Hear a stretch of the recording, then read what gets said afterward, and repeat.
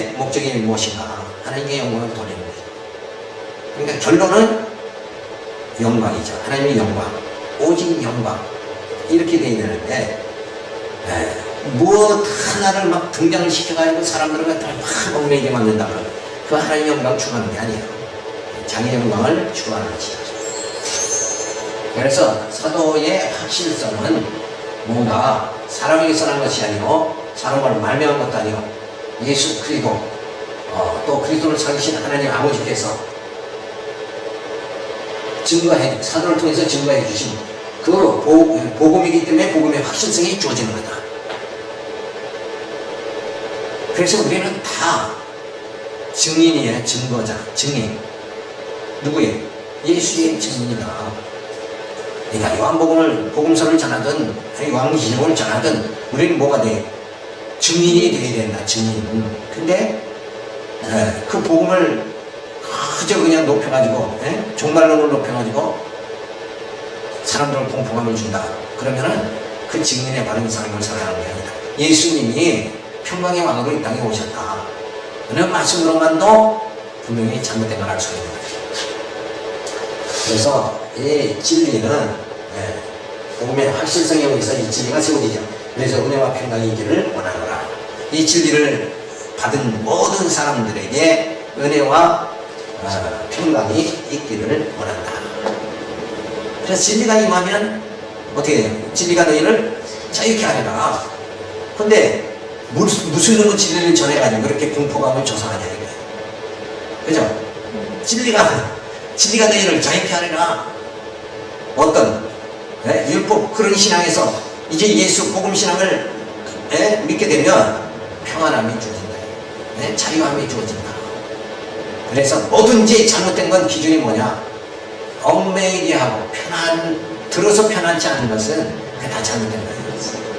기준을 거기다 삼으면 아주 기분 나빠요. 그죠? 그러니까 참 복음은 우리 예수님만 생각하면 그냥 편안함이 주어지잖아요. 그죠?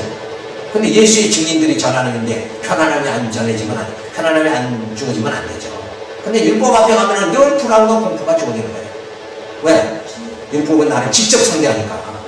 근데 복음은 누구를 상대해? 예수 그리스도를. 하나님께서 예수 그리스도를 본시고 우리를 다 용서해 주신다. 이게 다른 거예요.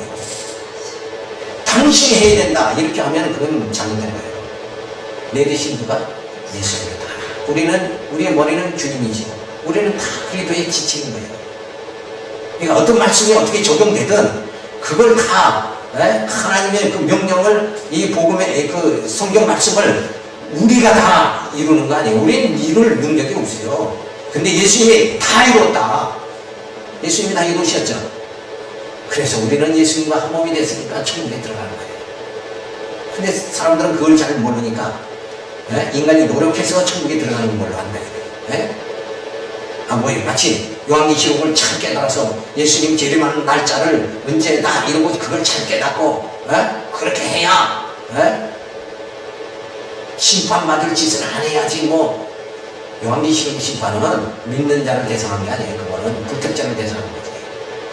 그러면 믿는 하나님의 복음을 믿고 예수 믿는 자들을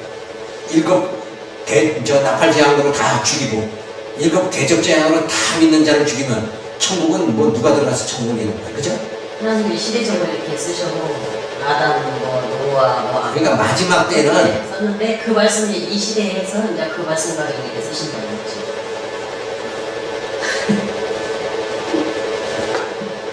그러니까 그 말씀 자체가 평강을 주는 말씀 아니냐. 요한계시록도. 근데 그 말씀을 마지막 때에 사명을 주셔서 요한계시록을 전파하게 하면서 쓰신다. 그러는데 왜 평강을 못 주냐 이거야. 그죠? 그거는 스스로가 그 요한계시록에 대한 전체적인 걸 성경의 구성, 흐름을 몰라서 그런 거다 이거지. 그러니까 일단은 우리가 이 절대 진리, 이 말씀을 깨달으면 구속이 아니라 자유함이 주어진다. 이것은 변함이 없는 거예요. 그걸 기준으로 하셔야 돼요. 그 다음에 1장 6절부터 10절에 보면 바울이 갈라디아에 전한 복음의 전대성을 강조합니다. 그리고 이런 해로 너희는 부르신 일을 이같이 속히 떠나 다른 복음을 전하는 것을 내가 이상히 여기노라. 다른 복음 없나니 당은 어떤 사람들이 너희를 요란케 하여 그리스도의 복음을 변하려 함이라. 그러나 우리가 하늘로부터 온 천사라도 우리가 너희에게 전한 복음 외에 다른 복음을 전하면 저주를 받을지어다.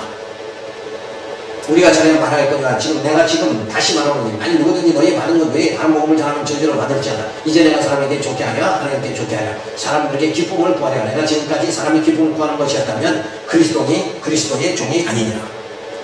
다른 복음을 전하면 안 된다 이거예요. 이 말은 뭐냐 하면 성경에서 이르는 말, 성경이 무엇을 말해주는가 그것을 곡해를 해서 자기대로 해석을 해서 자기 마음대로 방향을 정해서 가르치는 거, 이게 다른 복음이 되는 거예요. 거기에 함정에 빠진다는 거예요. 그러니까 우리가 하나님의 말씀을 두려워해야 되는 이유가 뭔가, 내가 그릇되게 전하지 그릇되게 혹시 전하지 않을까, 방향을 잘못 전하지 않을까. 그래서 이 말씀을 전해서 오히려 성도들에게 그리고 이 지체들에게 불안을 조성하고 그런다 그러면 어떻게 할까? 이렇게 잘못, 자기도 모르니까 잘못 전하겠죠. 그러니까 자기도 속고 다른 사람도 속이는 거예요. 결과적으로 그 사람이 뭐 자기만 살고 다른 사람 다 죽이는 건 아니에요. 자기도 죽고 다 죽는 거지. 그래서 진리를 정확하게 하나님 말씀으로 깨닫는다는 거.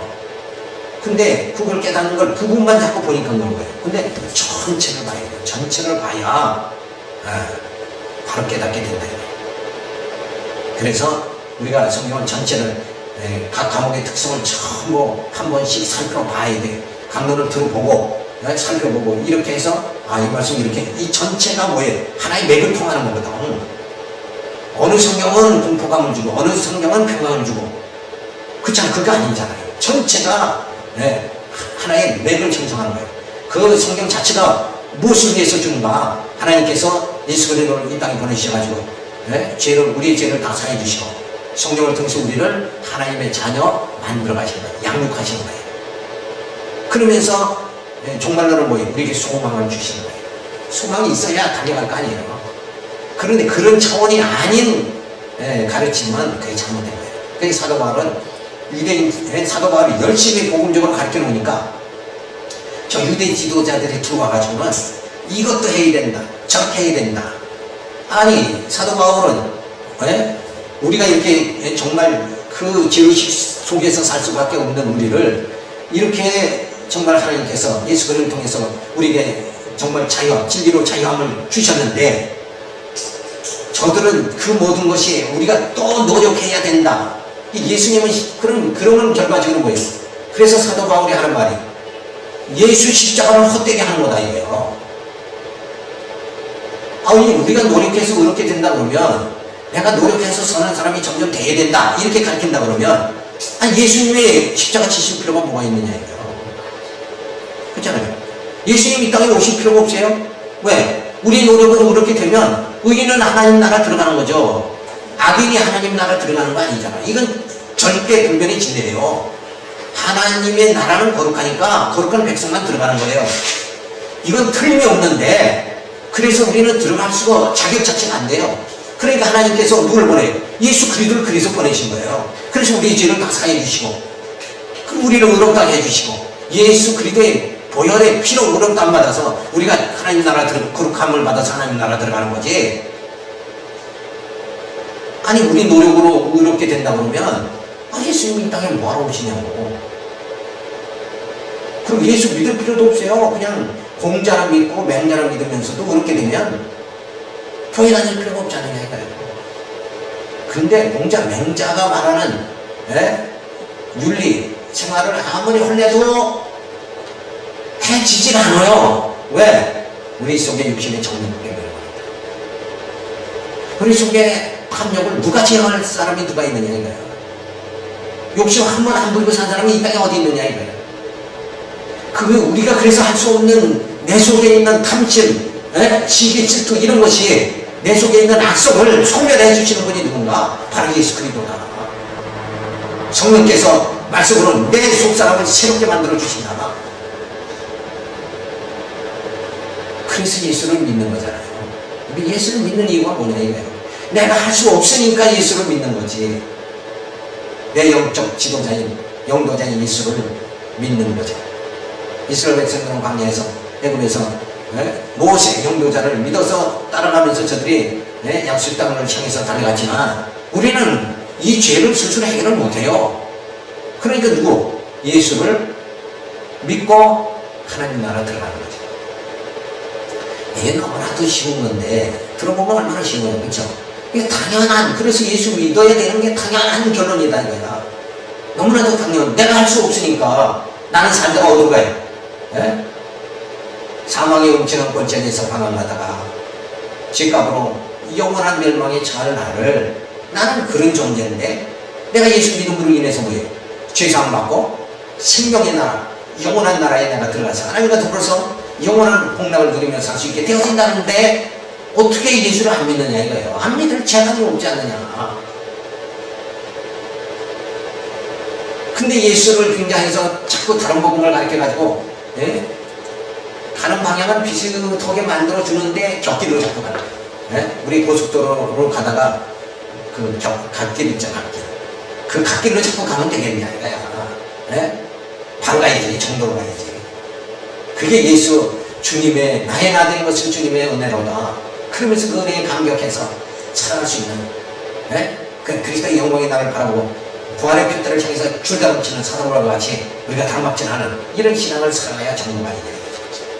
그래서 유대인들이 주장하는 율법주의와 영주주의 교리는 사도 바울이 전한 복음이 아니면 변질된 복음이다. 다 율법주의나 영주주의는 뭐냐? 결국은 인본주의다. 인본주의. 그 인본주의 인간을 본의로 하면 결국 구원받지 못한 거예요. 그렇게 될 수도 없고, 그죠?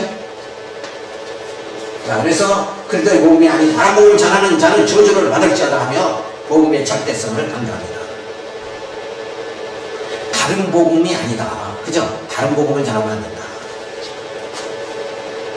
그래서 그리스도의 종이다 하는 말을 하죠. 하나님을 좋게 하지 않고 사람을 기쁘게 하고 복음을 전하였다면 그리스도의 종이 아니다. 그리스도의 종이라고 하면 누구 뜻대로 전해야 돼요? 주님 뜻대로 복음을 전해야 된다. 근데 주님 뜻대로 전하지 않으니까 문제가 되는 거다.